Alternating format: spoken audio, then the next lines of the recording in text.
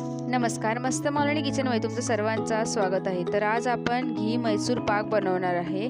ते पण साध्या सोप्या पद्धतीने तुम्हाला मी दाखवणार आहे ते कसं बनवायचं. आणि ही रेसिपी तुम्ही नक्कीच ट्राय करून बघा. जसं आपल्याला बाहेर हलवाईच्या दुकानात खायला भेटतं तसंच आपण हे मैसूर पाक घरी बनवणार आहे. आणि हे एकदम खूपच सॉफ्ट बनतं आणि खूपच टेस्टी असतं. तुम्हाला याचा एक पीस मी तोडून दाखवते. तुम्ही ते बघू शकता. मी एक तोडून दाखवते तुम्हाला. हे एकदम सॉफ्ट झालं, याचं टेक्स्चर पण तुम्ही बघू शकता. खूपच सॉफ्ट आणि खूपच जमी लागतं. तर चला आता बघूया कसं बनवायचं. मस्त मालवणी किचनमध्ये तुमचं सर्वांचं स्वागत आहे. तर आज तुम्हाला मी कर्नाटकाची स्पेशल डिश म्हणजे मैसूर पाक दाखवणार आहे. तर तुम्ही बघू शकता मी इथे हा 1 कप बेसन घेतलंय आणि ह्याच एका मापाने आपल्याला तिन्ही पण वस्तू घ्यायची आहेत. आता इथे बघू शकता मी गॅसवर एक फ्राय पॅन ठेवलाय आणि त्यामध्ये आता मी हे बेसन व्यवस्थित भाजून घेणार आहे. गॅसचा फ्लेम इथे आपल्याला स्लोच ठेवायचा आहे. आपल्याला हे बेसन न करपता फक्त 5 मिनिटांसाठी भाजून घ्यायचं आहे. आपल्याला या बेसनला स्लो गॅसवरतीच भाजून घ्यायचं आहे. सारख्याला ढवळत राहायचं आहे कारण की हे करपलं नाही पाहिजे म्हणून. आणि याच्यामध्ये आपण तुपाचा वापर नाही करणार आहे आणि ह्या बेसनचा कलर पण बदली नाही झाला पाहिजे. तुम्ही बघू शकता मी इथे बेसनला व्यवस्थित भाजून घेत आहे.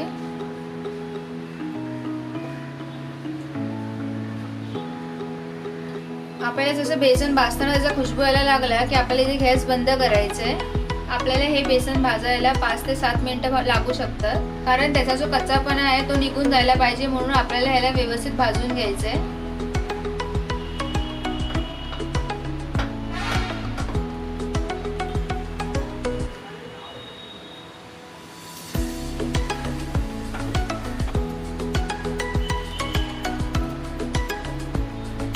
आता तुम्ही बघू शकता आपले बेसन व्यवस्थित भाजून झालेलं आहे. मला हे बेसन भाजायला 7 मिनिटं लागली आहेत आणि मी इथे आता गॅसचा फ्लेम बंद केलाय. तरी पण आपल्याला त्याला ढवळत राहायचं आहे कारण की आपला इथे फ्राय पॅन गरम असतो. तर तुम्ही बघू शकता मी इथे एक चाळण घेतली आणि त्यामध्ये मी आता हे बेसन टाकणार आहे आणि आता मी त्याला व्यवस्थित चाळून घेणार आहे.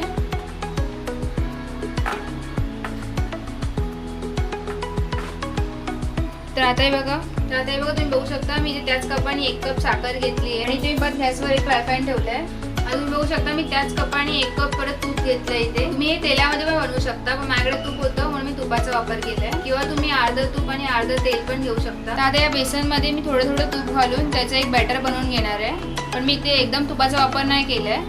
थोडंच टाकून आपल्याला त्याला व्यवस्थित बीट करून घ्यायचं आहे. हे बघा त्याला आपल्याला हलकंसं असं मिक्स करून घ्यायचं आहे. इथे आपल्याला पाण्याचा किंवा कशाचा वापर नाही करायचा आहे. त्यामध्ये जरा पण लम्स नाही राहायला पाहिजे. आपल्याला त्याला व्यवस्थित मिक्स करून घ्यायचं आहे.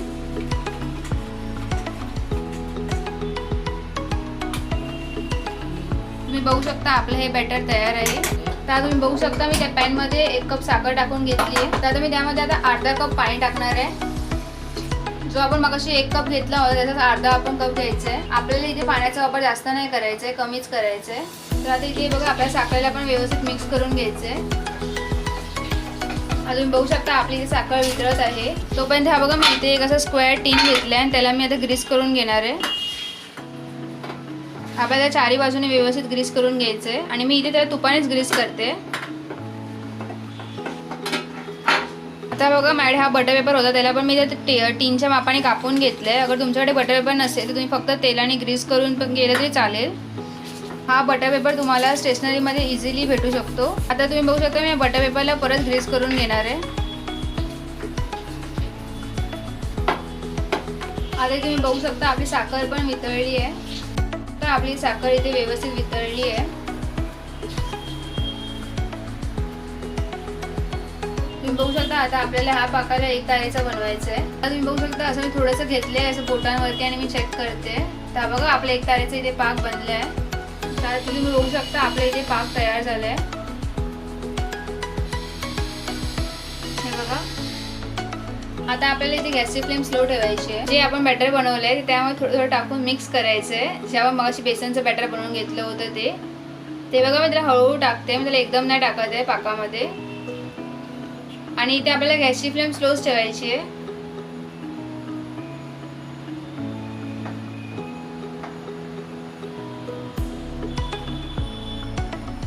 आता हे बघा आपल्याला त्याला व्यवस्थित मिक्स करून घ्यायचं आहे आणि सारखं ढवळत राहायचं आहे. आणि हे सर्व आपल्याला स्लो गॅसवरतीच करायचं आहे.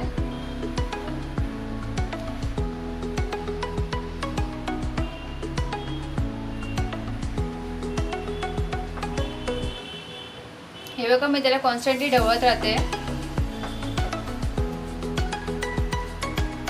याच्या बघा आपल्या याच्यामध्ये तूप थोडं राहिलं होतं 1 कपामधलं, त्याच्यामध्ये मी आता हे 2 चमचे तूप टाकणार आहे. आपल्याला इथे तूप पूर्ण मिक्स होईपर्यंत ढवळायचं आहे. बघू शकता आपण जे बेसनमध्ये तूप टाकलं होतं ते व्यवस्थित इथे मिक्स झालं आहे. आता आपल्याला त्याचप्रमाणे परत 2 चमचे तूप टाकायचे. परत त्याला आपल्याला व्यवस्थित इथे मिक्स करून घ्यायचं आहे, कारण हा तूपवाला मैसूर पाक आहे. ही कर्नाटकाची खूप फेमस डिश आहे आणि हे सर्व प्रोसिजर आपल्याला स्लो गॅसवरतीच करायचं आहे. आता तुम्ही बघू शकता माझं हे पण तूप इथे व्यवस्थित मिक्स झालं आहे. आता मी परत त्यामध्ये 2 चमचे तूप आहे ते टाकणार आहे. आता पूर्ण मिळून इथे तुम्ही बघू शकता मी हा पूर्ण 1 कप तुपाचा वापर केला आहे इथे. जसं 1 कप तूप घेतलं होतं आपण, ही 1 कप साखर घेतली होती आणि हे 1 कप बेसन. हे सर्व मिळून आपल्याला हा असा बॅटर तयार करायचा आहे. आता तुम्ही बघू शकता हे आपलं बॅटर थोडं घट्ट होत आलंय. बघू शकता हे आपलं बॅटर तयार आहे. तुम्ही असं थोडंसं हातावर घेऊन बघू शकता ह्याचा एक लाडू बनतोय, म्हणजे आपलं बॅटर हे बॅटरला ट्रेमध्ये ओतून घेणार आहे. हे बघा आपल्याला फ्लोईंग कन्सिस्टन्सीच ठेवायची आहे, आपल्याला एकदम घट्ट नाही करायचं आहे. आता आपल्याला याला थोडं टॅप करून घ्यायचं आहे. आता ह्याला मी अर्ध्या तासासाठी रूम टेम्परेचरवर सेट व्हायला ठेवून देणार आहे. बघू शकता आपले अर्धा तास पूर्ण झाले आहेत. आता मी हा मोल्ड खाली करणार आहे. हे बघा ते इझिली निघालं आहे, कारण की त्याच्यामध्ये मी बटर पेपर टाकला होता. तर हे बघा याला मी एका लाईनीमध्ये कट करणार आहे.